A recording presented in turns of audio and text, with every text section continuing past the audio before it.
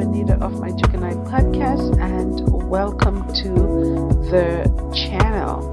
So, on to this episode, I could not wait until I got home. I saw this afternoon, well, pretty much in the morning, heading into the afternoon, that Meghan had done this podcast with Jamie Kern Lima, very successful young woman who had sold her cosmetic brand, It's Cosmetic, to L'Oreal for $1.2 billion in 2016, and she was the CEO of the company all the way up to 2019 at L'Oreal until she departed. So she's a woman who's had great success until she departed from the company. So this is where Meghan is headed. So definitely Meghan is in great company. And it was indeed a candid conversation based on the clips. So let us get into the show for sure. So I this is going to be very long, and I am going to play it and stop. And hello, sorry, this is New York City. There was a loud noise outside, motorcycle passing. And we're going to stop and play for fair use. And just listen to Meghan in its entirety. Listen to the show in its entirety because, as I said, there is an evolution that we're seeing with Meghan.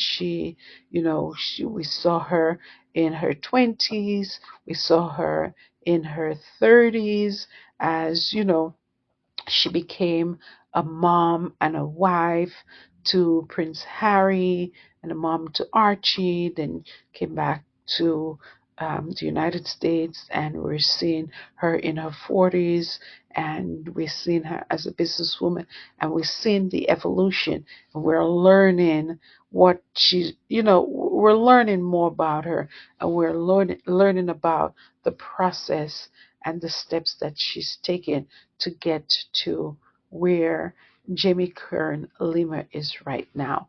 So let us get into the video for sure. So let's listen and then we can do some commentary. We spend so much of our life trying to prove something. To prove that you're enough. You have to prove that you're pretty enough. You have to prove that you're smart enough. You prove that you're a good wife or a good friend. And I was like, I am just so done with the prove it game. Absolutely.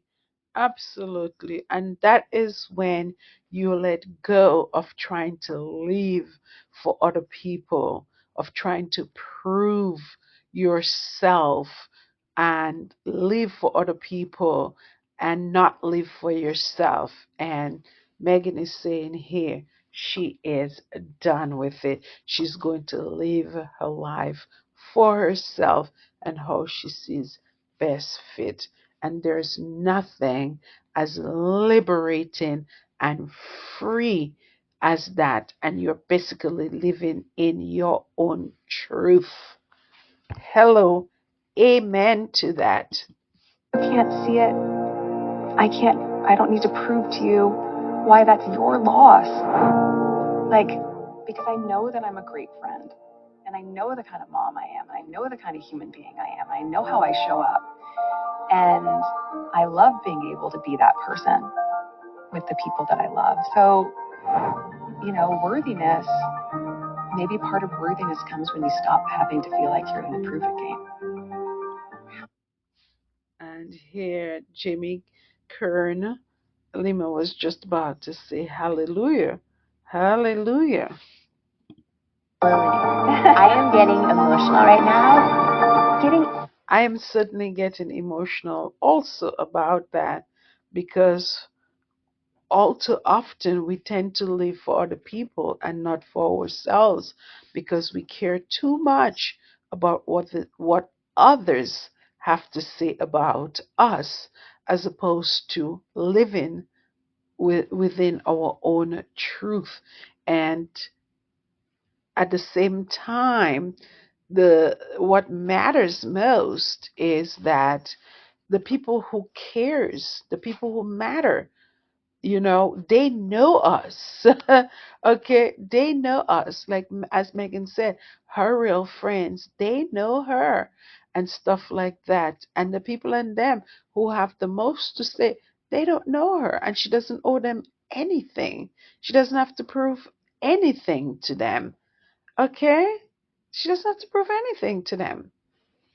And we've heard it time and time and time again that the people in them who knows Megan, they have the most glorious things to say about her. And the people in them who don't know her, they have the worst things to say about her. So who would you rather believe? I would rather believe the people who know her. The prove it game, like, Yeah. feels like joy, tastes like freedom. Meghan, Duchess of Sussex, in her first ever podcast interview. It's happening!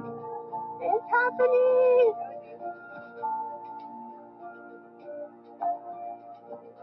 Oh, the roses are coming back in. They're coming back in. Yes, They're coming back spring is in. sprung. By the way, these are the roses that we saw. You see the hints that Megan gave us last night?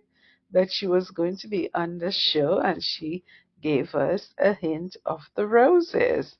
Okay, and we saw this little sweater that she wore in the past where it had Archie and Lily on the neck of the sweater that she had worn in the past. Meghan, Duchess of Sussex, right here. So, guys, I'm going to take some time to comment on the show because this is a show that aired on YouTube, and this is because um, based on YouTube policy, you cannot just show it just like that. You have to do commentary on it. I'm so grateful you're here. It's gonna be fun. Yes. It's gonna be fun. Hi, crew. You made me cry. Good thing I have no makeup on. You look so pretty. I have not done a show in no makeup since my 1,000 QVC shows. Do you think I have? What are you talking about? You look exactly the same though. These are some of the hot questions. Guys, can we talk about Megan's yard? How beautiful it looks. That everyone wants to know. Talk about your name. Do you use Markle anymore? What's your morning routine look like? Would you ever write another book? People are often curious if I'm going to write a memoir. Would you ever run for office? Can you give us one hint on something exciting coming up for As Ever? I have had your dream. I definitely want to hear the answer to all of these questions. Okay? To shut up all these critics and all of these assumptions that are out there. And I know, even though Megan gave an answer to each of these questions, it wouldn't change a thing about all these people who are writing stuff about her because, as I said, Megan is their meal ticket and that's how they make their money. And it wouldn't change much. They would come up with new things. Let's see. In my refrigerator all year. No one knows. No one's seen it. I have not posted it. In this incredible conversation, Meghan shares stories and insights for the first time ever. It's not about the grandeur of a gesture. It's about I see you. I'm nurturing you and I see you so deeply, and I love being able to see your growth. That man loves me so much. And look what we built. We built a beautiful life, and we have 2 healthy, beautiful children. That's my husband. He's just out there, just constant, like he's just going to do whatever he can to make sure. I'm loving the fact that Megan still have butterflies in her stomach. At least that's what I'm saying about Harry Even after 10 years later, she's excited and she speaks so giddily about Harry. That our family is safe and protected and we're uplifted and still make time for date nights. Are you in love now more than ever? So I feel like it's more of a honeymoon period for us now. He's also a fox, if you haven't noticed. My husband's very, very handsome. Hello, a fox. Harry is a fox, honey. But his heart is even more beautiful. Oh, that is so sweet. His heart is even more beautiful. Letter from your husband and your kids. No one's ever seen this before. Can can Jamie stop teasing and get on with the show? A letter that no one has seen before. I want to know exactly what is in that letter.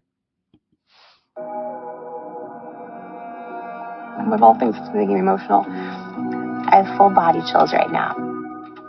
For them to be able to look back and go, oh my gosh, she has loved us so much.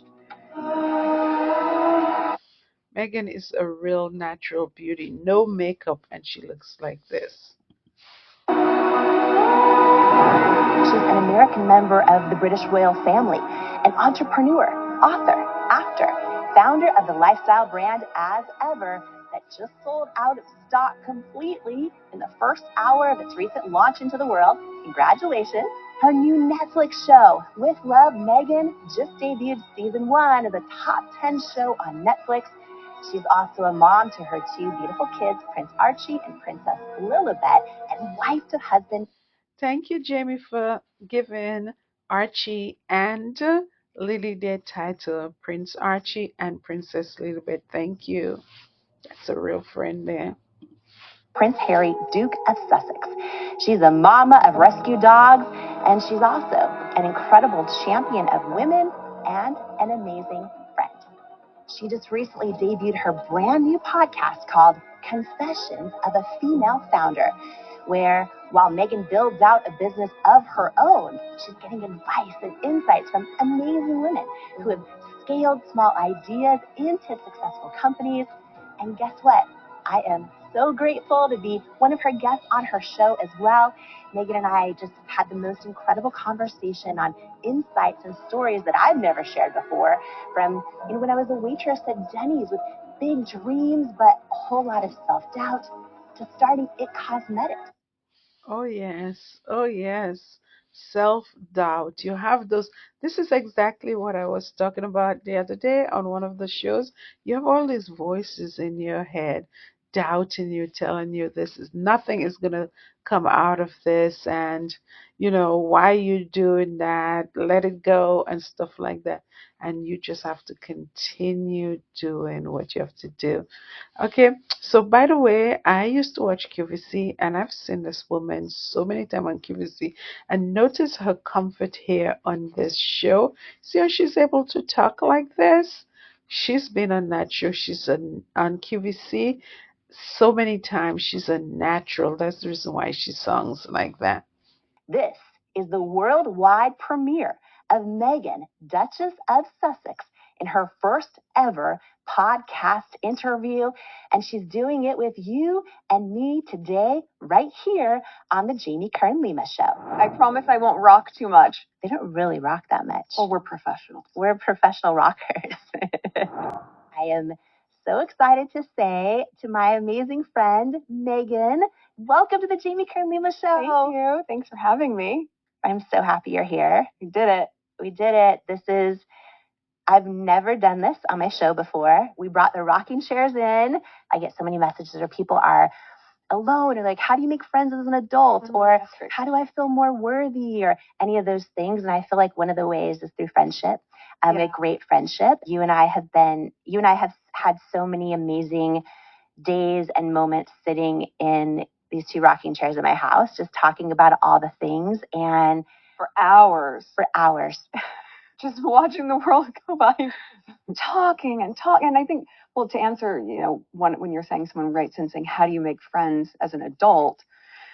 such a great question to find that depth of friendship at the onset. I think it's kind of when you're on a plane, and I remember like back in the day, you'd sit next to a stranger and sometimes you'd feel more comfortable telling your life story to a complete stranger Right. than the person that is part of your day to day. Yeah. And so you start with that immediate trust, but I guess the difference is for us, it's just become so lasting. Yeah. Yeah. So lasting. And so just multi-layered. And I think Oh, yeah. trust is such a big deal. And this is your first ever podcast interview. Thank you for trusting. Isn't that wild? It's wild. Thank you for trusting me to be here. You haven't seen any of the questions ahead of time, and we're in our sweats, and you have your Archie and Lily on your amazing.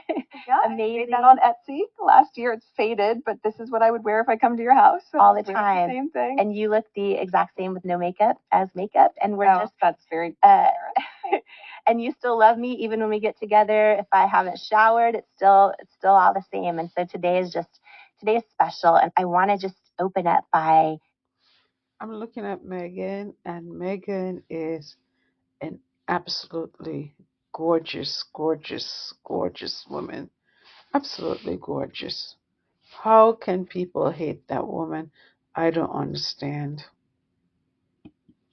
Because we've had so many conversations about this where, like, we've talked about how special and important it is for friends to check in on each other and say, are you okay? And I think so many women watching and listening, they maybe are the strong one in their family, or they're the one that has it all together, or they're the one everyone goes to for advice, or they're maybe like crushing it at work, and on the outside, everything looks great. And so people just assume they're great. They just assume they're great. Yeah. So my very first question, because I think in friendship, it's so important. And I think so many people also have this question for you is, Meghan, how are you? And are you okay? That's a real good question. She's absolutely a true friend. Asking Meghan, are you okay? Are you okay? Kind. I am. I'm better than okay. How are you? I know you always make it about me. Today, which by the way, I just have to say, you are the most generous friend. You show up for your friends. Today, I just get to talk about you, which I'm excited about. But how are you doing? There's so much going on. I'm good. There's it's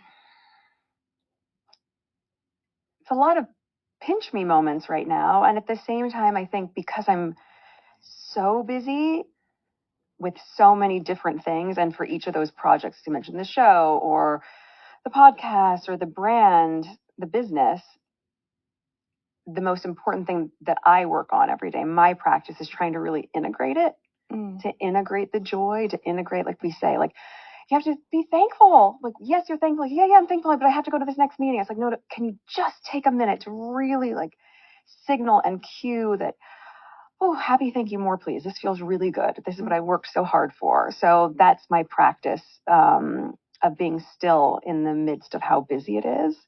But I'm happy. And the kids are healthy, and H is great. And so, that. Oh, it is so beautiful to hear that she is happy. She said it in the Time 100 interview that she is happy. This is the happiest that she's ever been.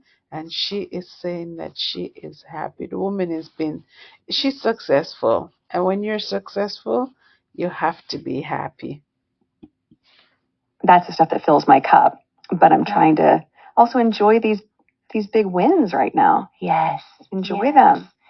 I remember one of the few things I regret about my journey building at cosmetics is I was just like, oh my gosh, I almost couldn't believe everything happening, and also I was so busy. And when I look back, I'm like, I forgot to have fun, and I forgot to celebrate it. And this morning I was talking to your husband, and I said, this is going to be my goal, is this is her favorite interview ever. And he goes, well, my goal is you guys just have fun. Just have fun. Sweet. And I'm like, you're right. You're right. Yeah. Do you feel like you're able to have fun being so busy right now? I think so. And also, it depends on how you define fun. Yeah. Right? So when we were in our 20s, fun is something very different than now. Now fun is we go have a really nice dinner and drink some yummy wine, or fun is just, can we just carve out a couple hours, well, last week, though I had lots of meetings, I made it a point to still go and see a Broadway show. Seen a show? I hadn't seen a Broadway show in so long. I mean, we saw Hamilton when Lin-Manuel, they came to London for a premiere, but that's still, I probably haven't seen a Broadway show for over a decade. And it was so energizing to watch. And for me, that was a really great experience of fun, but also affirmation that why is this lighting me up so much to watch creativity in action? Is like, oh, because that's what I get to do again. That's what I'm doing with all the projects I'm working on. Like, I had missed being creative, and I had missed being able to just have my hands in the granular of time-coded edits and bringing a vision to life. And when you watch artists do that and do that with such passion, I think it was just the most inspiring. But that for me was fun. So yeah, carving that out and not saying, no, I can't go to New York. Yes, you can go to New York. Yeah. You can make time to do that and go with friends, and you could go have a fun dinner, and still all the rest of it will be there, and you can still hit your deadlines, and actually you might hit them even better because you feel full and balanced. Yeah. I saw so many photos different people had posted from you at the Broadway show. I saw little girls crying. Oh, Little girls so excited to meet you. That's so sweet. You and I are great friends. And also, for any interview I ever do, I prep like crazy. And one of my favorite parts was just reading so many letters and posts and messages of little girls who are like, oh, wow, like either whether it's they're talking about your humble beginnings or talking about their dreams, and like through you and through everything you've done, they believe it's possible. Whether it's to be have a very different life than the one they were raised in, or to launch a business. How do you feel about that? I take it really seriously. Yeah. I think I always check in with my 11-year-old self. Yeah. And how important it is to have people that you look up to and role models. I'll tell you, oh gosh, how silly.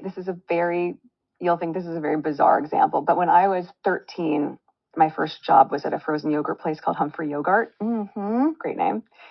And that was in the 90s. So what were the big shows and things that were on then? Baywatch. Nice. And so it was like Carmen Electra, Jenny, like all these people, Yasmin Bleeth. And I was taking the trash out from my job, and I see Yasmin Bleeth. And I cannot believe I'm seeing Yasmin Bleeth, and I'm holding this bag of trash. And I was like, the courage that it took for me to go up to her. Yeah. And I went up to her and I said, hi, I love you in this soft and dry deodorant commercial. That's all that could come out of my mouth. And she was so gracious. This was such a pivotal moment for me because I never knew I was going to become an actor or someone that people would go up to. Yeah. But this moment was so influential for me because she turned around and she goes, hi, sweetheart, what's your name? First thing I learned. I was like, I'm Meghan. And that moment, I was like, she cares to know what my name is. And then she's like, hi, I'm Yasmin. I know who she is, but she introduced herself. All those years later, no one teaches you how to be an actor once the show becomes successful. Yeah. No one teaches you what to do when people recognize you. Yeah. That moment with Yasmin Bleeth taught me how important it was for someone to make me feel seen and not brushed off. And she might have been asked 100 times that day for a picture or anything else. And it always stayed with me where I go, hi, what's your name? Good to meet you. I'm Meghan. You always do that. I see you do that all the time. Yes. Because I know how much it means. Yeah. So I guess that's a really small example of at this scale. I check in with my young girl self because I want to know how I would want to feel in that moment. Yeah. I want to know who I would want to. Oh, that is so sweet. That is so nice. That's important because people hold on to things. No, some people don't know what people are going through, and the littlest thing that you can say to somebody can really change their day, and not only change their day, this changed Megan's life. This is something that she's held on to all her life, and this is how she greets people. This is how she makes people feel. This is how she shows up for people. And she's been doing that ever since she was a little child, showing up for people like that and making people feel special. So you just never know what kindness can do for one person and how they could use that and, use that kindness to pay it forward. That's really nice. Up to in that moment and how I could mimic that behavior or echo that. And yeah, it's a big privilege. It's a big privilege. It comes with a lot of responsibility. And I want everyone to feel like they matter. Yeah. Do you think our lives are divinely ordered, or like our steps are divinely ordered? When you think about that moment and sort of like seeing that example, and now it's part of your life all the time. Someone said to me last year when I sat down, they said, well, this is your soul contract. You signed up for this. You signed up for this before you were here. I was like, well, I didn't read the fine print. Okay. To be clear, like, can I redline this and amend the small print? Because I signed up for this. You signed up for this. This is your hand and this is your lap around the sun, or whatever you want to look at it as, because you can do this. Mm. And I guess on days that are hard, that's really grounding and affirming to remember. And then some days I'm just like, oh my gosh, what is this life? I would have never predicted it, but I'm grateful for it, even on the hardest days. Yeah. Even on the hardest days. In my life, I have so many friends of all different faiths. I have friends that love everything. I have one of my friends who's the strongest Catholic I know, also sees every psychic, every meeting. Like, she's like, God made them too. We're going to cover our bases and all the things.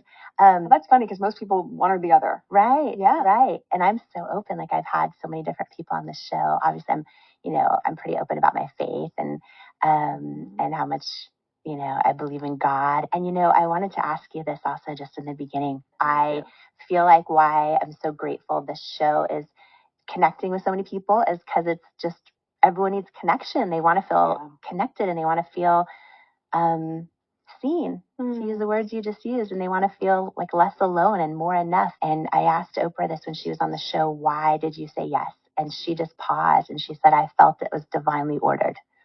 And I was like, so I want to ask you this question because your trust is such a sacred thing. Anybody's trust is a sacred thing. So why did you say yes to doing this show? Because it's you. And to me, that means, of course, I trust you. Yeah. But because I think you feel really confident that it was divinely ordered. Maybe all of this, our friendship, you becoming our neighbor, the depth of our friendship, and then these opportunities that we both have to be able to uplift each other and celebrate the work that we're doing. But to have never done a podcast, and then to say, great, let's do it. Like, literally, let's let people who are watching this feel like they're just sitting with us as at your house as we would do. We're like, great, we've done drop off. Okay, the day is done. The kids are in the bath. Can we just carve out time? Wow. I'm getting a sense of Jamie and Meghan's relationship. They come across as two good sister friends. You know, it's one thing that the press continues to bang about Meghan is alone, she doesn't have, family and blah, blah, blah. But Meghan has carved out a life for herself in Montecito. She has made a lot of friends. And sometimes they say, you know, um, blood is thicker than water and blah, blah, blah. But I believe it's not always true. Sometimes the people in your family can betray you, and it's the people who are not your blood relative are sometimes there to pick up the pieces and to uplift you and to, just make you feel whole and to love you and to be there for you. And that is what I'm sensing right now with Meghan and Jamie at this point. I'm sensing a true friendship between these two. Sit and relax. And I liked the idea of being able to be so authentically myself with someone who knows me in such a deep and profound way. And I think that's where you can meet people on a really, really pure, connected level. When you were saying, like, do you want to just do like cozies and no makeup? I like the idea of like, okay, great, let's let them see us. Yeah. See our friendship, see us, see what it's really like. Our friendship has been such a journey. And what I mean by that is, when I sold it to L'Oreal, and even before then, one of the things that caught me off guard was when we were then part of L'Oreal, so many celebrities entered my orbit. So a lot of them wanted contracts with L'Oreal, which was why. Right. But it was this whole thing. And so I've seen inside so many different worlds, and I've seen how the press is part of all the things. Getting to know you for who you truly are, why I felt so passionate about this is like, I want people to see that. Yeah. You know what I mean? I'm going to get emotional if I talk about it, but like that's my intention. And I think that's what I feel called to do in this interview. So for me, it feels divinely ordered for that reason. Is like, I feel, I think that it's a gift to celebrate my friend with the world. And I think I've seen a lot of things in my life. I have never seen anything like what you go through on a daily basis. I know. I have never seen anything like it. I know. I think what's so beautiful is when people who are listening or watching, connect with the truth, and they'll know it's true in their soul when they hear and listen to this. And that's what I think is so special. And so I love that. And I appreciate it because, if it's, the newness of our friendship, you're able to see that and think about the friends I've had for a really long time and their experience of watching. Okay. So here is something that we're hearing over and over and over again. This is not a joke. The people in Meghan's life keep saying what she is going through on a daily basis is truly horrendous. We saw it in Meghan's last podcast or the podcast before, where this lady was talking about the abuse that Meghan has been going through. We saw it in the Time 100 um the Time 100 interview. We are now seeing it here again. They know what Meghan is going through. Look at this woman, absolutely gorgeous with no makeup. So they know what she's going through, and I don't know why people are not learning from this. This is not cool at all for them to be doing this to a woman who is a mother raising two young children. It is it is just beyond me. It is abusive. It is just abusive.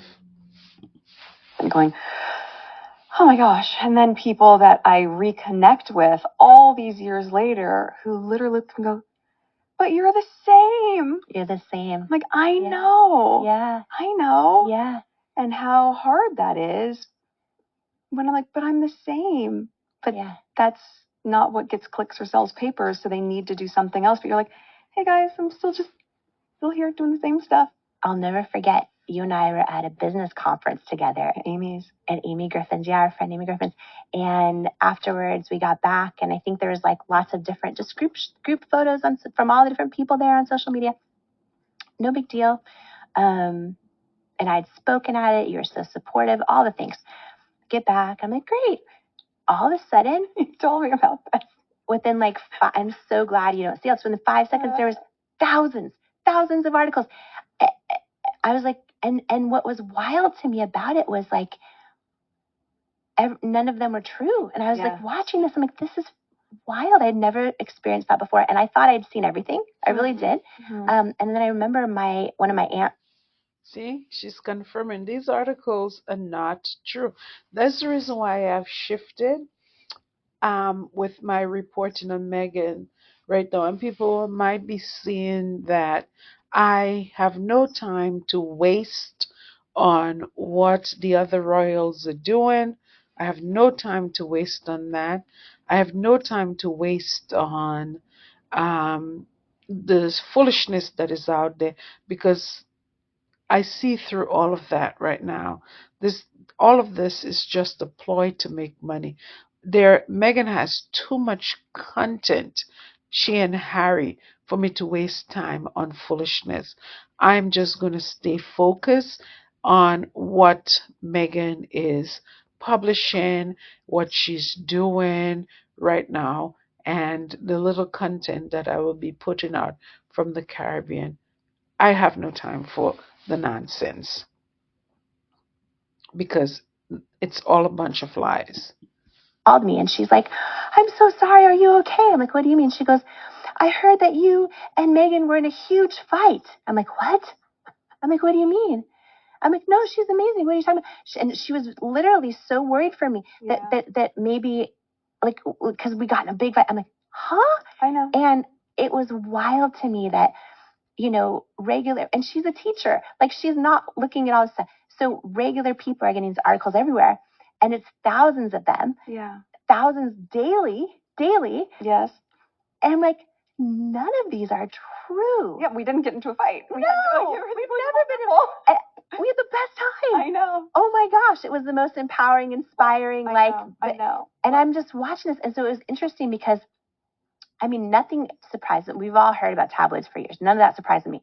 But what surprised me was it was the first time I was part of it to see just how absolutely incongruent it is from the truth, and then also to see how other people get it. So I was just like, yeah, and how it breaks through. Yes. And that people can't decipher what's real or what's not. Yes. And I think it's really hard for people to understand that even in this day and age, that things can be printed that just aren't true. I think that's really hard to wrap your head around, especially at the volume that it happens when it comes to me. How often do you see stories, whether they're in magazines or online? We need to pause for a super brief break. And while we do, take a moment to share this episode with every single person that you know who this could inspire. Because this conversation can truly be the words and inspiration they need to hear today to keep going, to remember that they matter, and to feel less off free right now on Word. And 5 minutes. Well, and so many entrepreneurs. You'll appreciate how this writer or journalist really wants to get the story right. Or the text of like, hey, just sending love and checking in. And you're like, your hackles go up. About what? What now? What is it now? What are they reading now? Why are they sending love and checking in? Yeah. And you can make yourself a little bit nuts with it, as opposed to maybe they are just sending love and checking in, which is why your voice notes are helpful, because I can always hear your tone. Yeah, I'm always like, are you enjoying this? Yeah. Like, are you celebrating? You remember, I didn't celebrate that much. Are you celebrating? You have to celebrate. You have to enjoy this. It's huge. This is huge. It's huge. It's big. It's big. It's big. You just launched as ever. Sold out. Everything sold out in under an hour. Everything. And 45 minutes. Well, and so many entrepreneurs, they don't realize how hard it is until they do it. And the world now can see these wins, which is really exciting. But you've been working so hard. Like, you've been working so hard for so long. And all of a sudden, it's all coming, like, everything is blossoming right now. Yes. Well, and with actors, that happens a lot too, where they say, this overnight success story. And they're saying, I have been on this grind and auditioning for 10 years and hearing no after no after no after no after no. So yes, 10 years and a night. Yeah. But to the world, it's just, what has she been doing? Does she work? As opposed to, oh my gosh, I work so hard, and I appreciate what hard work looks like. I like working hard. And I'm still working hard. right? The moment that everything sells out, it doesn't mean that we're done. Yeah. It means we're working on replenishment and what are the next SKUs and what's the next tranche of products and what's the timing on that and writing the newsletters and writing the social media captions and making sure that all that feels in line and what's the cadence of it and what's the photography that we want to do and what do I want to wear for those shoots, while also editing all the time-coded notes for season 2 of With Love, Meghan, and then being in edits for the podcast and being a mom and a wife and a friend. Yeah. Those are all jobs. I mean, I love being that busy, but I do think it's really interesting when people have no sense of what goes into the thing. Yeah. And then when the thing seems as though it's like, oh, wow, huge. The thing's not done. Right. Wow. Where does Meghan find the time to do all of that? Okay. And for people to say that Meghan is not doing anything, she's doing a lot. Here she is spelling it all out. That she's busy. She's doing a lot. Okay? The finish line was really the starting line. Yes. Yes. I feel it's so funny. And, in the past, 15 years, I've had so many people, whether I mentor them or they're mentors of mine, and then they're going to start a business in a different way for the first time, or they're friends, and they are so excited to launch a business. Then they do, and they're like, oh, it never stops. When you have and everyone listening who has this experience, whether you've launched your own business or you are right now, it never stops. Like, you got to be ready. Like, I feel like entrepreneurship and parenting, those two things are like the hardest. You shared in a New York Times interview recently, you said that you need to work and you love to work. Can you share more about that? Well, I've loved New York Times cooking and New York Times food for a long time, so that was a fun one for me. No, I need to work because it fills my cup. Also, we need to work for practical reasons. You need to work, pay your bills. You need to work. But it fuels me in such a huge way. Your eyes sparkle when you're talking about creating and watching other people create, like at the Broadway show. Yeah, I love it. Yeah. And that's what, and I also love being with a crew and a team. So Suits, that was 7 years of my life, and that's a crew of over 200 people. It's a lot of people on a team. And even on the series that I just did for Netflix, when people are saying, why wouldn't you film this in your own kitchen, at your own house? It's a crew of 80 people. Yeah. Would you have 80 people in your house when your kids are coming home from school or for lunch? No, I won't. Yes, Megan. Keep your family and your work separate, okay?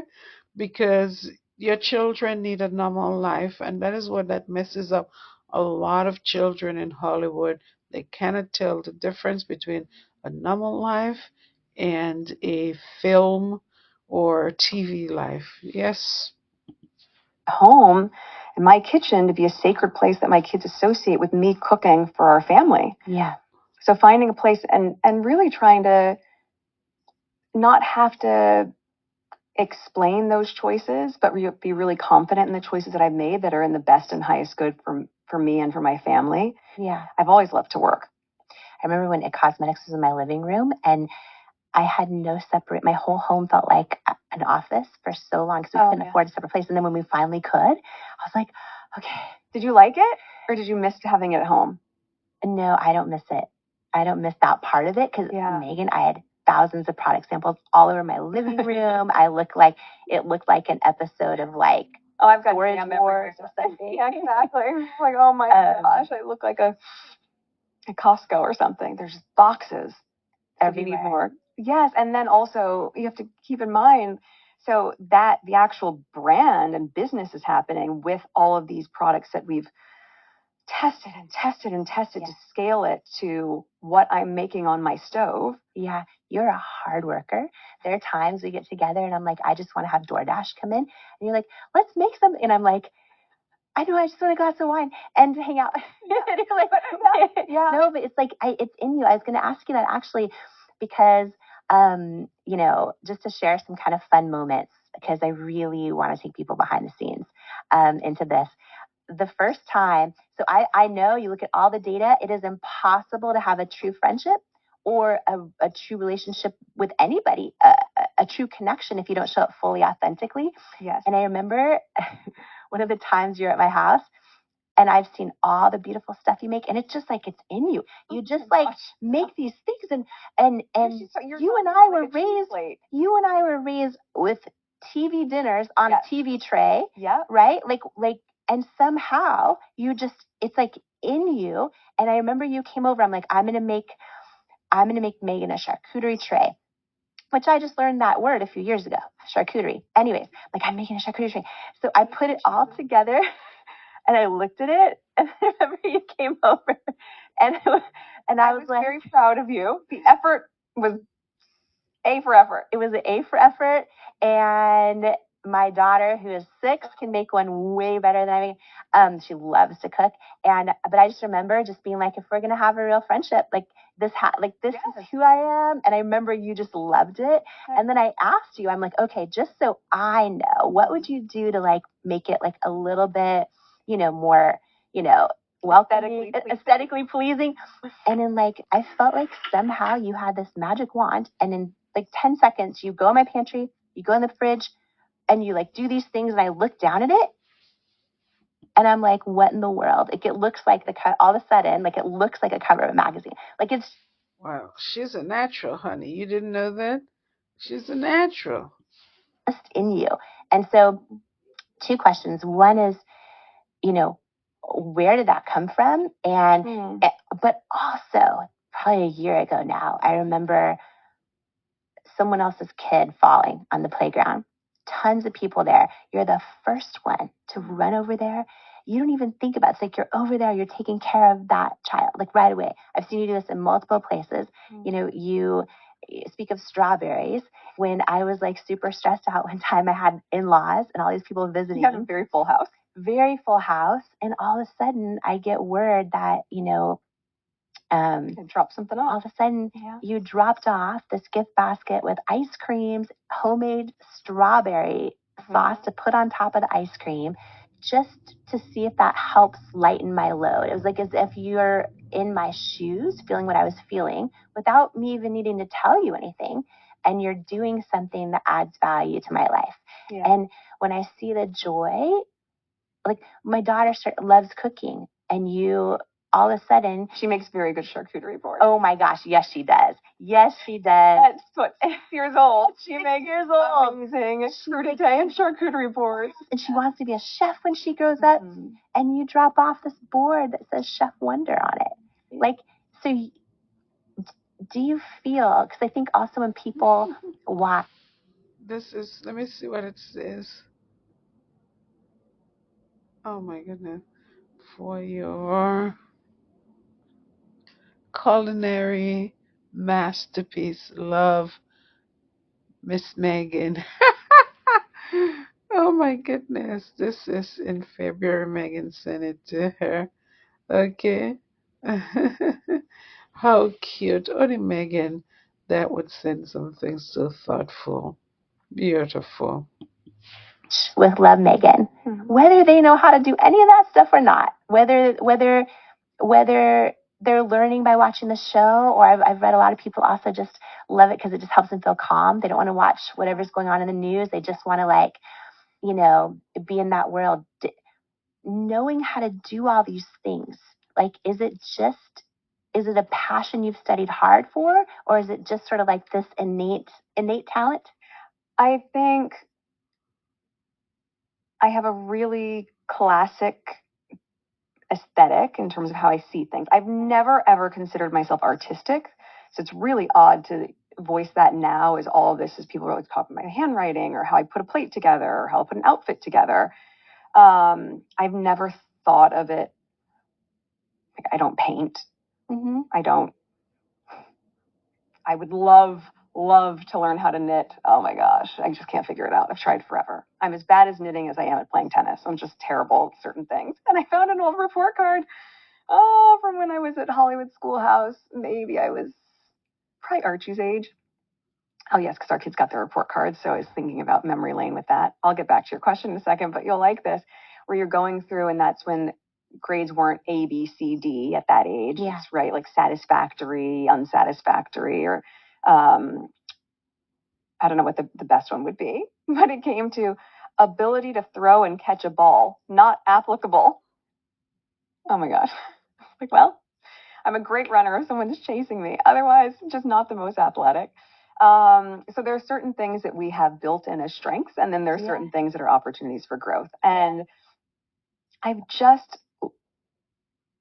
love when things look beautiful. Mm-hmm. And even when you don't have a lot, you're able to make things look beautiful. And I think about small apartments that I've had, or, small tiny kitchens that I had, or even when I had my first apartment and I went to Northwestern in Evanston. And when I moved out of the sorority that I lived in for a couple of years, then I had my own little apartment. It's tiny, great little studio apartment.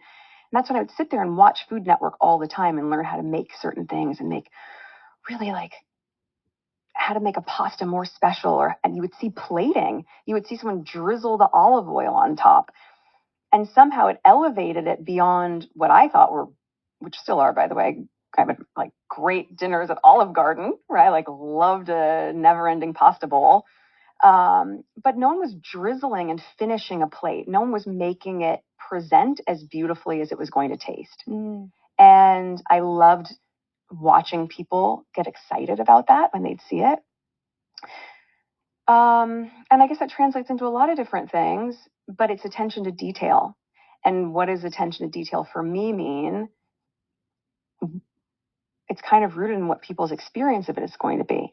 Mm. So it makes them happy to receive it. It makes me happier to give it to them.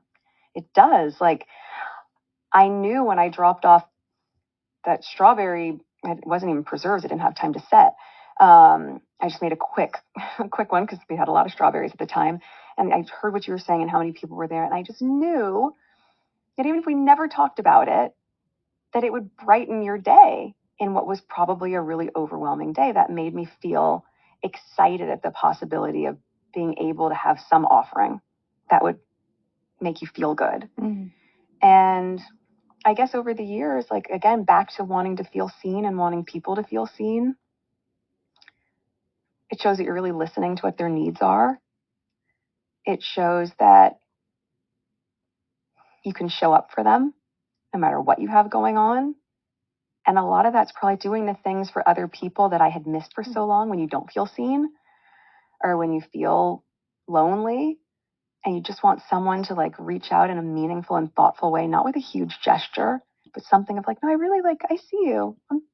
Oh, isn't that special? Oh my goodness, this woman is so thoughtful. Thinking about you over there. Tiny, tiny things that really just move the needle, can change someone's life. So yeah, it brings me a lot of joy to do that. Mm. That to me is not work. Mm. That's complete joy. You sharing that reminds me of a moment. I remember, we have a lot of fun in the rocking chairs. Yeah, we have all the things. Yeah. And also, I'm thinking about one moment where I was having the worst day and I was so sad. Mm. And I remember you canceled a date night, came over, sat in the rocking chairs. And I was like, had to be sorry. I was like, ah. I was like crying. I had no makeup on, my bright red rosacea. And I was like, ah. And I could just tell you just I was like, I don't think so. We have a date night. You're like, okay. Like, what you just shared is the most powerful advice. It's like when you have felt unseen, or you have felt like maybe you had needs in friendships or this or that. It's like be the friend that you want in your life, and you do that. Your close friends and family, so many of them call you M and Harry H. Yes. How did that start? And tell me about that. Probably at the beginning of us dating, when everything was in code. Code, yeah. Right. People didn't know we were dating for, talk about memory lane, so long ago. I mean, it'll be our 7-year wedding anniversary soon. I couldn't tell anyone who I was dating, and he was keeping. So I think we were just on a letter basis. Yeah. And then it stuck. It stuck. It stuck. Yeah. Yeah. And still to this day. Yeah, I like it. Well, I'll be on a play date, or we'll be somewhere. There'll be tons of people there, and he'll say M, and you'll say H, and your friends say M, and it just is a thing. It's a thing. And do you both love it? Like it's just natural. Yes, and I like nicknames a lot. I love nicknames. You are such a big proponent of women. Mm. I'm happy that Megan is clarifying that. She's saying exactly how it's started off. Because people like to say, oh, this is weird that they calling each other H and M and blah, blah, blah. You see, they were using code names and it just stayed. And that's how H and M came about. Thank you for clarifying, Megan. There was a long time where I wasn't out talking. So if you couldn't hear me, how could I be heard through what I was wearing, if that's what people were focusing on, or the choices I was making that you didn't have to say a word, but it would move product for small companies or allow, even when we were living in the UK, small company in Scotland able to, I don't know, hire 50 more employees, or small businesses who would take women out of positions of being trafficked and instead give them jobs. And by wearing those jeans, I knew it was going to allow them to save more women. So all of those things end up becoming a touch point that's really, really high value to me. And then being able to hear the stories of how it has helped them or their businesses. And even just, it could have been the day that they were going to give up. Could have been the day that they're just going, why am I doing this? It's not worth it. And if I can come in with a little sprinkle of fairy dust just by wearing a bracelet or doing something, and that changes the course of their business, that's a huge honor to be able to have that kind of impact for someone. Yeah. Someone that most of the time I won't even know. Yeah. I never ever realized that during seasons where maybe you felt like you couldn't use your voice, that was a way to use your voice. Yeah, to still be heard and allow other people's voices to be heard. Yeah. That was that's always meant something to me. And then, because I love a handwritten note, when I would end up getting handwritten notes from people from all over the world saying what it's done for their business. Because again, if I'm not reading press, even back then, someone would say like, oh yeah, that sold out, but you had no metrics for it. What was helpful is a letter would get to me. I'm very sentimental, so I have most of them saved. Just like, wow, how it really changed their lives. That, to me, it's worth its weight in gold. Yeah. I know you were raised in California. Yeah. And you've now lived in a few different parts of California. What are your favorite parts of California? Oh, I should be a California tourism ad because I love this state so much. I used to watch those Visit California commercials. And I remember when I started auditioning, I was like, I just want to be in a Visit California commercial. I just want to be there talking about how great this state is. I just love that within 2 hours you can have access to. I want to go back to what Megan just said about how when products that she endorsed or that she wore were sold out because of the Megan effect, and she would get a thank you card or note that was sent to her as a result of a particular brand that were probably struggling or were there and their product would just fly off the shelf or their percentage of sales would go up by the thousands and she would get it and she would save it. It just says something about how humble Megan is, and she's saved, these companies that she's not attached to, that she made it her business to save these letters, these thank you cards, and it's a sentiment, and it's all. I would even go as far as saying it's a testament to the kind of person that she is, and it says a lot about her, basically. Let's listen to her talk about, California upbringing and how much she loves California. Snow or beach or desert. I love the diversity of it.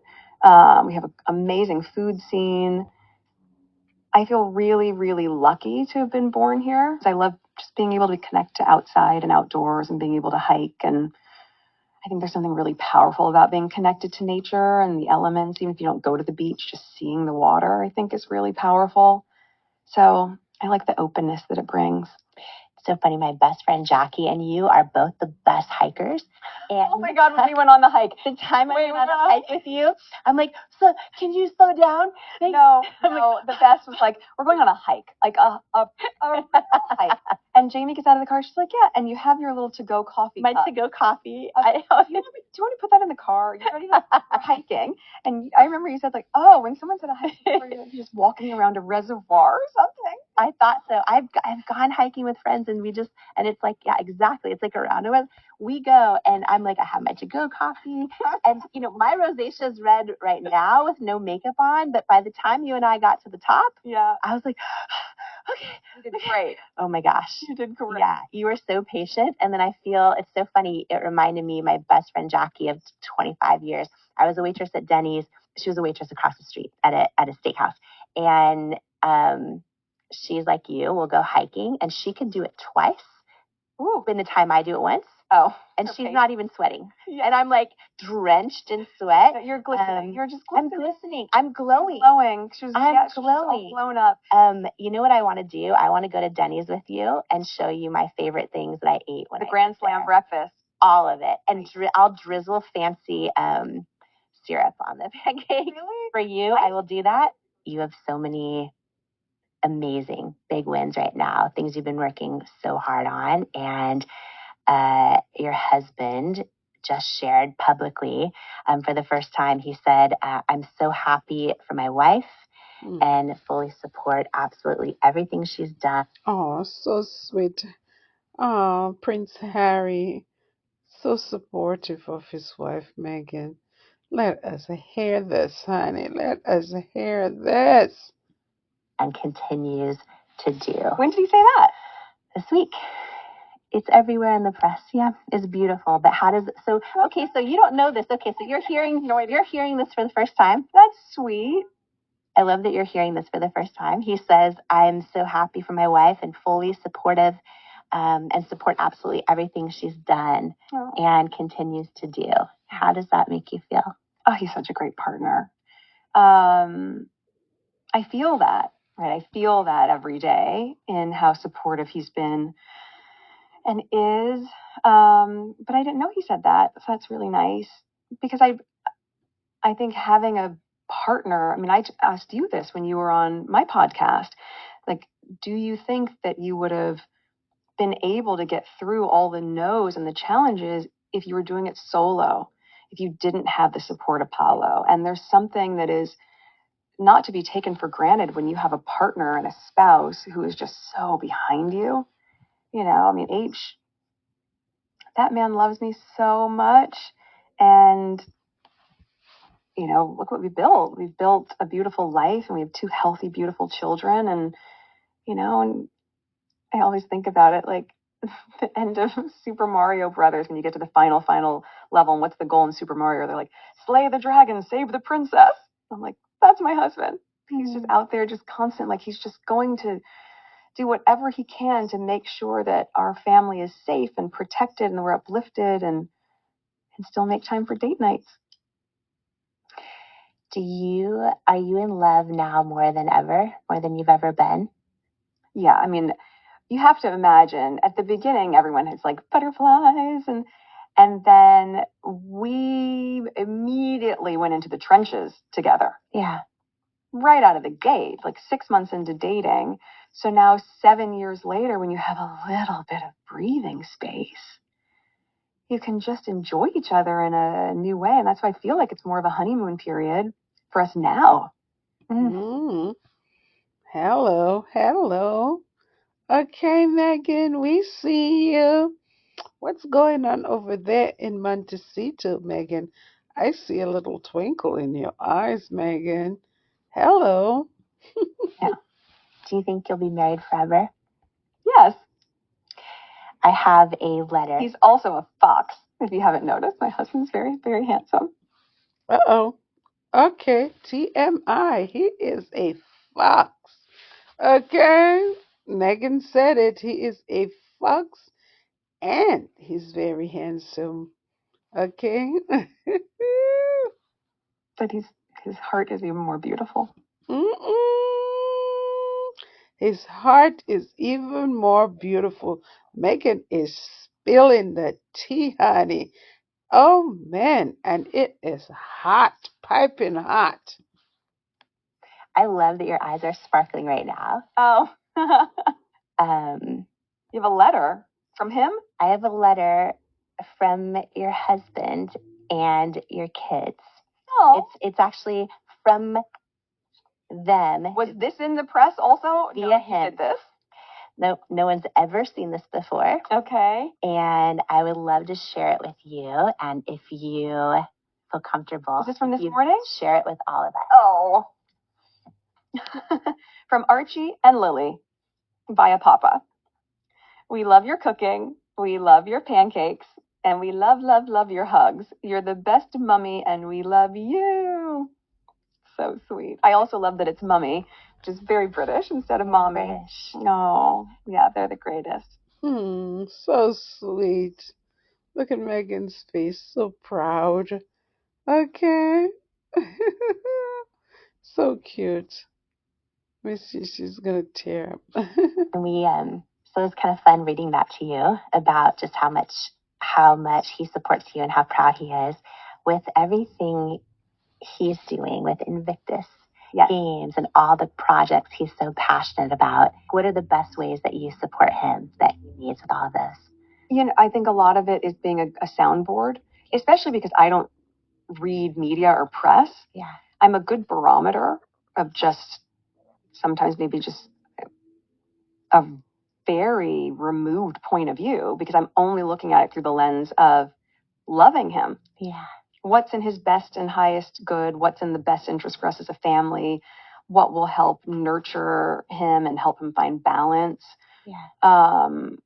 So I think in that regard, I can hear it through a different lens because my opinion isn't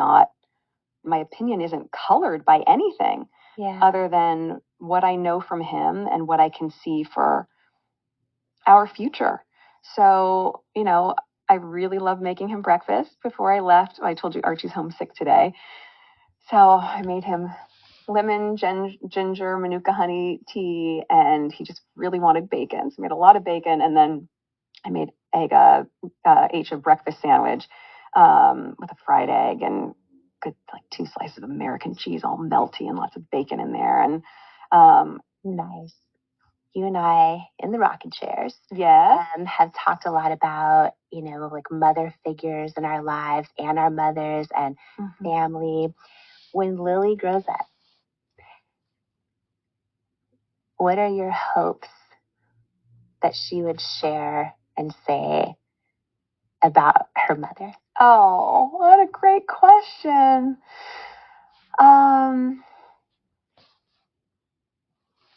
I hope she says, I know that they'll feel like, oh my gosh, no one has ever loved someone more than the way our mom loved us.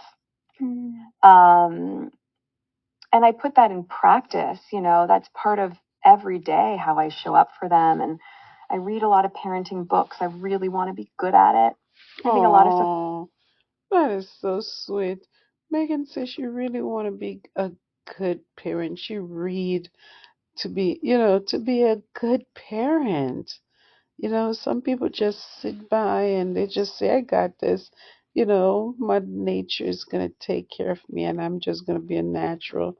She's actively working on being a good parent and she's striving to be a good wife and a good mom. You see, she gets up, make her husband a sandwich, take care of her baby, Archie, who's not feeling well, and stuff like that. This woman is a good woman. Naturally, and a lot of stuff we can all use tools. But one of our mom friends, she had said to me last year that she just created sort of secret email addresses for her kids that she'll give to them at some point in their life, and she would just send to them, random pictures, the pictures that you aren't going to put in a frame. Yeah. thought it was such a great time capsule to create for them, because I used to love scrapbooks and photo albums, but we're past that generation now. And so I created for the kids these email addresses that sort of like names, again, that you would never guess, that I will give them at some point in their lives when they're older. But before I go to bed almost every night, I email them. Wow. I email, because it doesn't have to be a heavy list, and you email them like, here's your report card from today, or oh my gosh, you said the funniest thing this morning, or here's a picture of you two having breakfast, or here's you playing with the dog. The things that you're not going to frame, the things that you're not going to put pen to paper in a journal, but they will end up at one point in their life, maybe when they're 16 or when they're 18, that I say, here's an email that I've been keeping for you. I have full body chills right now. For your whole life. And here's everything and every moment that I wanted to tell you how much I love you and like how proud I am of you. And of all things, it's making me emotional.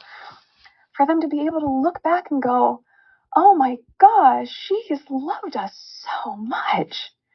And that's, I think, the best part about being a mom. And we go back to like a love language or gifts. It's not about the grandeur of a gesture.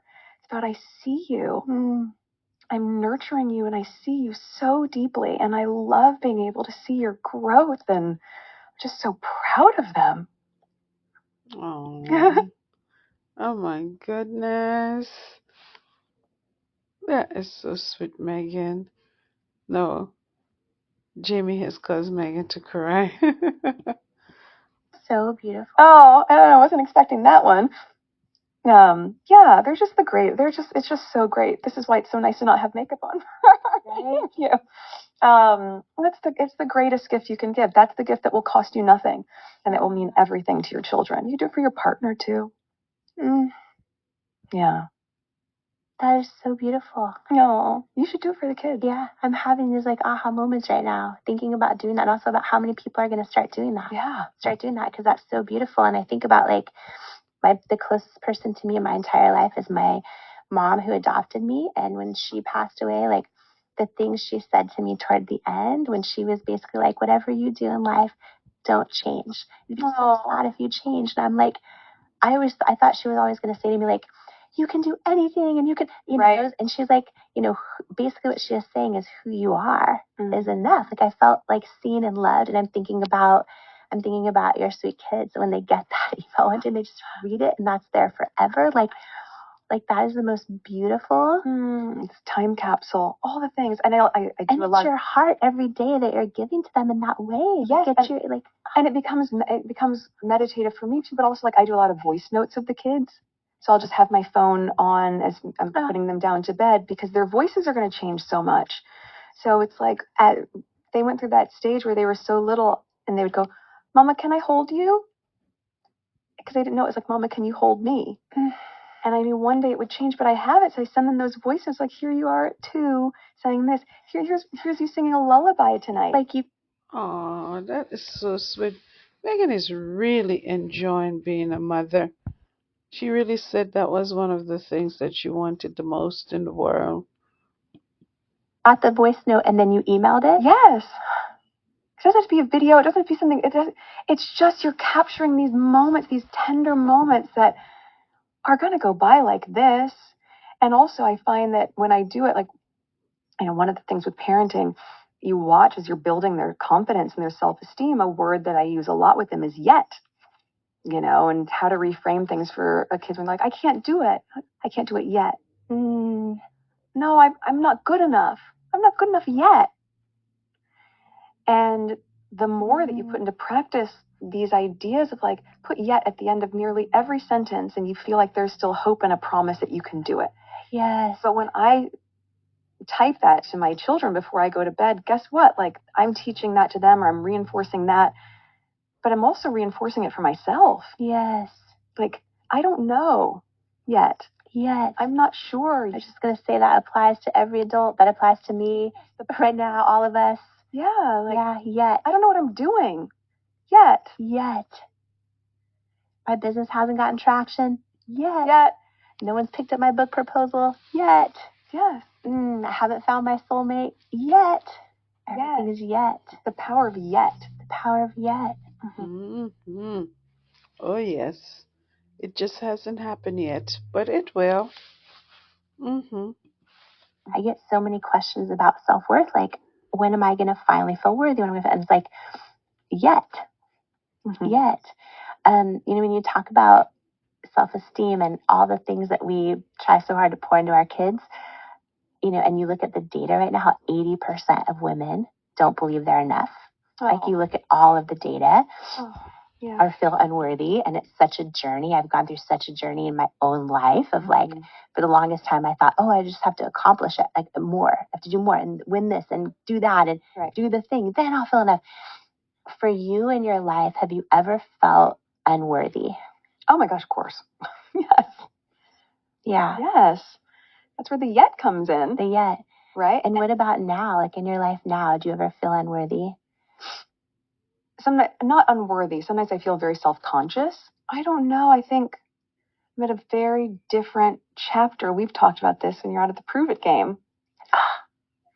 Yes. Will you share more?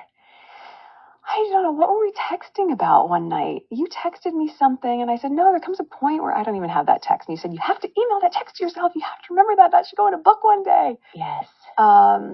But this idea that we spend so much of our life trying to prove something, to prove that you're enough. You have to prove that you're pretty enough. You have to prove that you're smart enough. You prove that you're a good wife or a good friend. And I was like, I am just so done with the prove it game.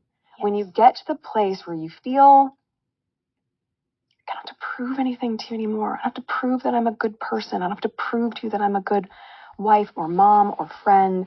I don't have to prove that I work hard. And it can be really freeing when you stop playing the prove it game. You're proving nothing to anyone other than to yourself. And that takes a lot of time, and that takes a lot of pain, and at least in my own experience. But to just really go, and not with an energy of like, I'm over it, I don't care. No, I care, but I don't have to prove it to you. And if you can't see it, I don't need to prove to you why that's your loss. Like, because I know that I'm a great friend, and I know the kind of mom I am, and I know the kind of human being I am, and I know how I show up.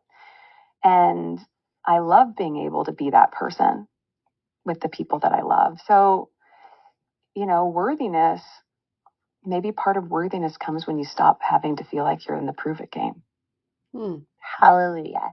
So powerful. So powerful. Absolutely powerful.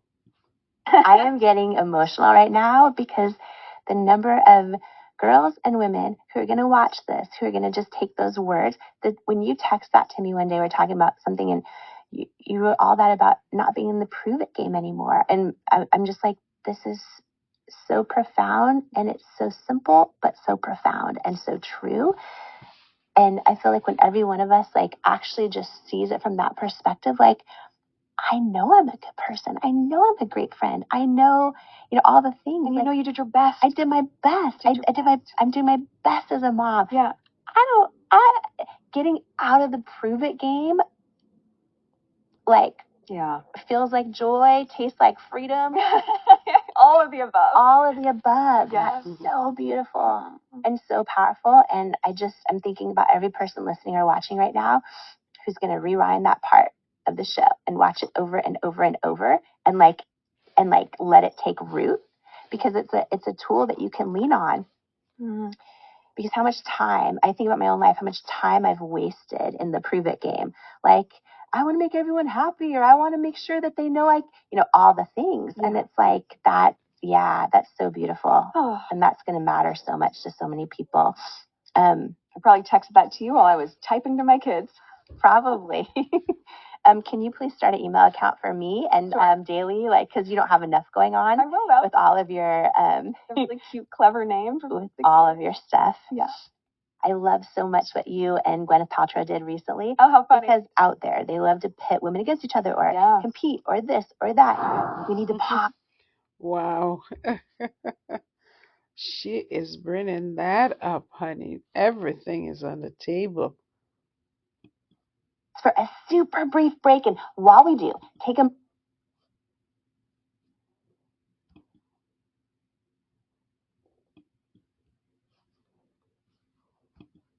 experience of like that in our own life. And I know that you don't really see almost any of the press, but this thing had been going on. Well, I didn't see it. She texted me. Oh, did she? Oh my gosh. She's like, she texted me and she said, oh my gosh, like I did this interview and I can't remember verbatim what she said, but she's like, I give up. I don't even know what to say anymore. And I said, well, I didn't hear about it. Hadn't heard about it at all. And then, because not because people are hiding things from me, but maybe because it's not something that anyone felt needed to be on my radar. Yeah. And, I just texted her back. I was like, I hear there's something about like pie. And then we ended up, she was doing something on Instagram. So I ordered some pie on Instacart. We sat there and ate some pie and laughed and caught up a little bit. And then I came back home. I was so happy when I saw it. Yeah, I think women were really fired up of like, yes, clap back, enough. Yes. And also because that's who you are. Yeah. You're like, you know what I mean? And I loved it.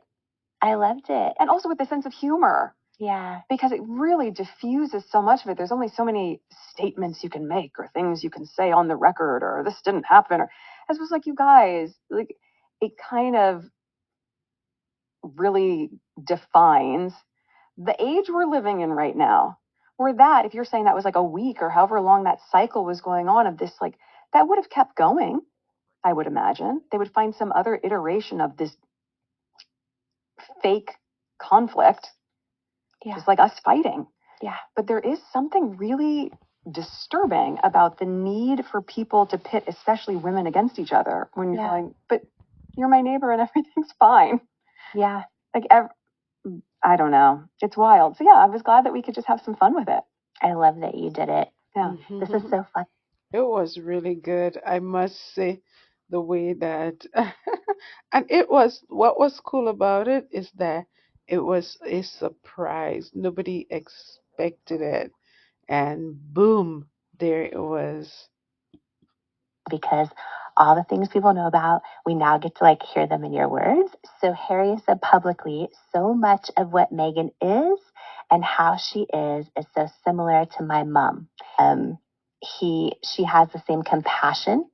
She has the same empathy. She has the same confidence. She has this warmth about her.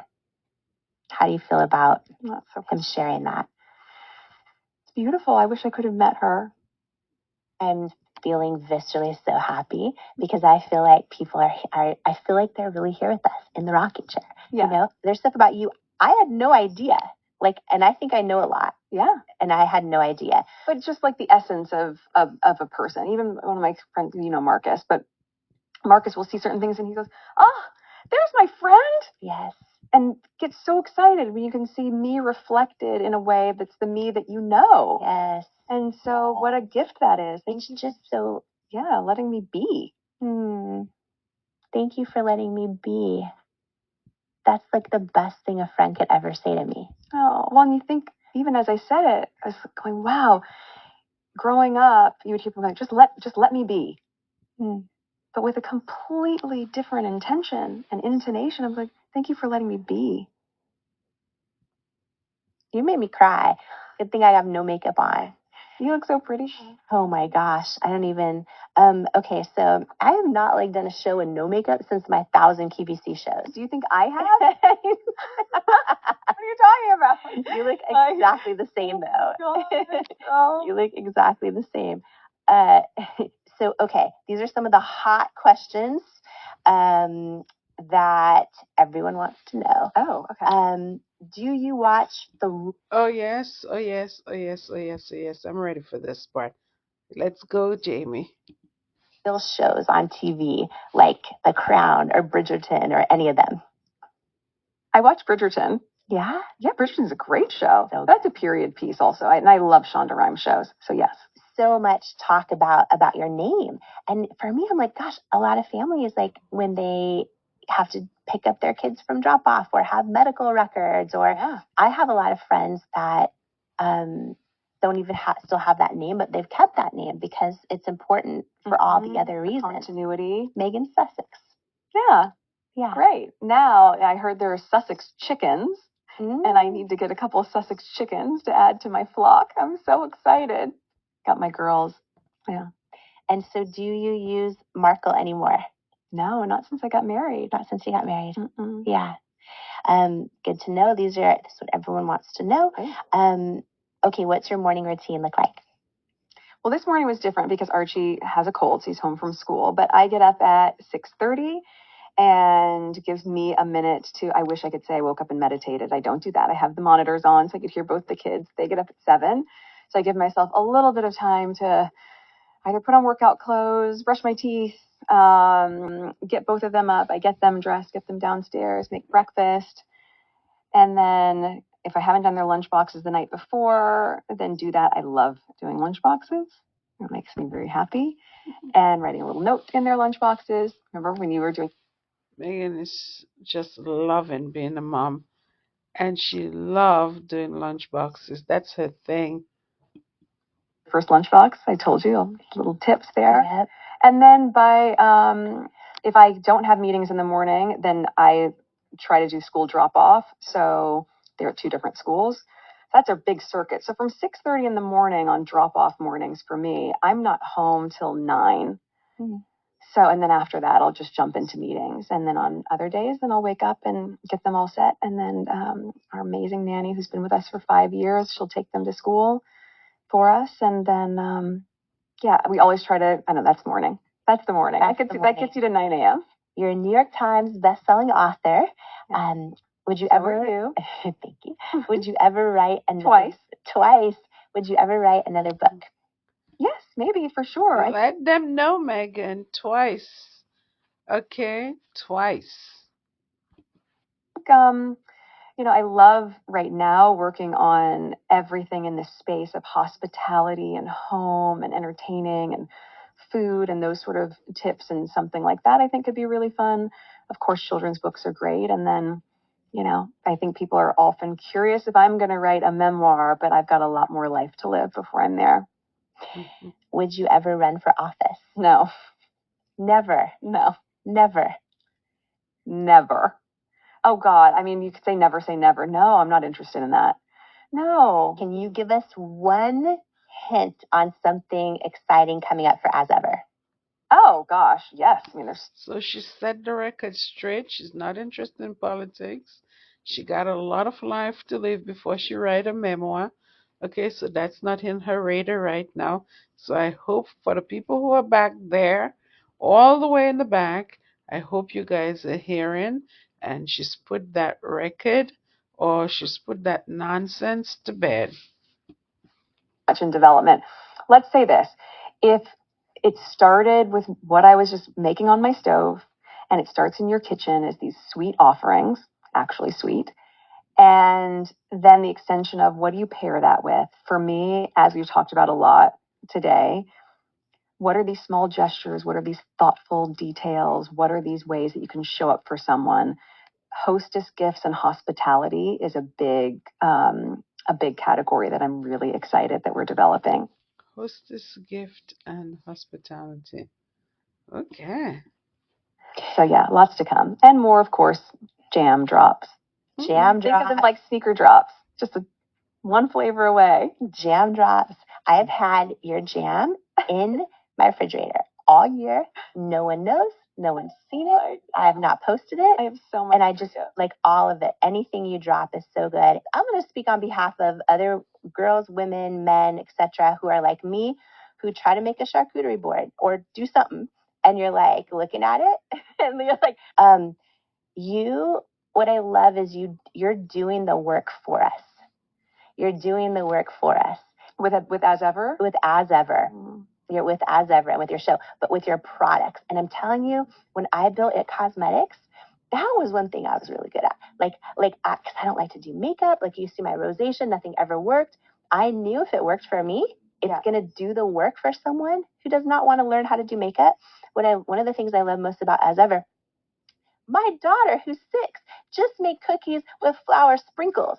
Yeah. Like, we look like we know what we're doing. You do. I mean, we could open a bakery. Good. And it's because you're doing the work for customers in your products. Oh, that is huge. That, to me, is like a 1 in a billion key to success. Yeah, I appreciate you saying that. It doesn't need to feel complicated. Yeah. And that's the piece that I really want to get across is what can you do in your everyday that I don't want to just buy the thing. I do want to have my hands in it. Yeah. And that's part of this. When I was doing the kids' birthday parties, I would say, I remember someone's like, are you going to get a planner, a party planner for a 2-year-old's birthday? I don't know. Okay, you could go buy all the stuff. I don't want to buy the stuff, but I also don't have time to make all the stuff. So where's the hybrid? Where's the piece that as a mom or as a friend or as a spouse, you can have your hands in the creation of the joy. Yes. Not just the purchase of the joy, but the creation of it. And it's not a heavy lift, that it's enough that you can go like, I did this for you. Yes. The cookies, we just add butter.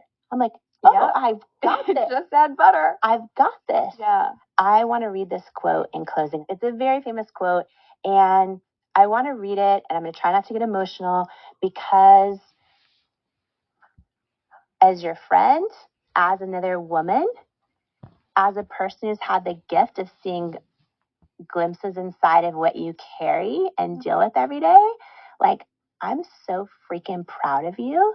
Thank you. And I just hope, I don't want to get emotional. I hope every girl and woman who's going to listen to this and watch this, who maybe is tempted to sit on the outside and think they don't have what it takes or they can't face the battle that might come with them putting their idea out there or their heart out there or their friendship out there and saying, do you want to be friends? Or their book out there or their story or who they are on social media. They're scared of everything that comes with it. And so, Brene Brown wrote this beautiful book called Daring Greatly. There's this really beautiful quote by Theodore Roosevelt. Oh, inside, right? In the arena. Man in the arena. And I want to read this with a slightly paraphrased version because one of the things amongst many that I love so much about you is you're in the freaking arena. You are. You're in the arena. And so many girls and women, I have women in my family, multiple generations, who sit back and they're like, gosh, I wish I would have. I wish I could have. Yeah. I wish I put my idea out there. I wish I told that person I forgive them, or I wish I went for it, And so, or if you're watching Jeopardy, even if you don't know that the answer is right, still shout out what you think the answer should be. What you think it and is. It's okay if it's not right. Yes. Raise your hand. And I remember for me, it was 6 the first time I knew the answer and I didn't raise my hand in class. And so many of us have moments like that. And then now we're grown-ups and we're on Zoom and we have an idea, but we don't share it just in case. And you are a living, breathing example of going for it. You're putting yourself out there, and anybody living or breathing right now who puts any part of themselves out there, it doesn't matter what it is. It comes with critics. It comes with opposition. It comes with failure. I think about the number of times I failed in growing at cosmetics, or the no's that I got, or the times where it would have been so much easier to give up. Millions of times. It would have been so much easier to give up. And you are in the arena.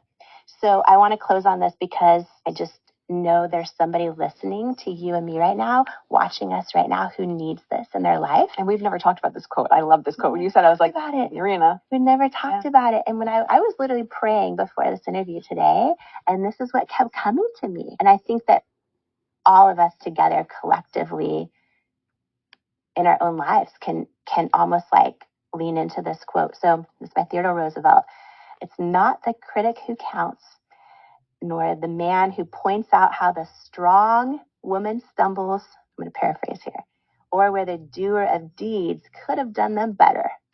The credit belongs to the woman who's actually in the arena, whose face is marred by dust and sweat and blood, who strives valiantly, who errs, who comes up short again and again, because there's no effort without error and shortcoming, but who does actually strive to do the deeds, who knows great enthusiasms, the great devotions, who spends herself in a worthy cause, who at the best knows in the end the triumph of high achievement, and who at the worst, if she fails, at least fails while daring greatly.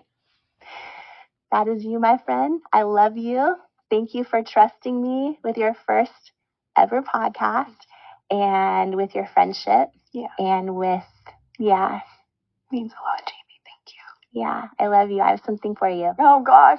You're the one always giving gifts. Why am I so emotional? I don't know. Why am I so emotional? But we do kind of always get emotional in the rocking chairs. True, because we're in the rocking chairs. The energy of rocking chair friends. Remember, this episode's not just for you and me. Please share this with every single person that you know, because it was and indeed a beautiful episode. It was a tearjerker. And there was a lot of words of wisdom and a lot of things that one could take away from this interview and live with, and such as stop living for other people. Okay, stop playing that worthy game, one, and about living with all the no's and doubting yourself and not sticking your head out there when you have an idea. I feel energized, motivated to just keep going, keep going.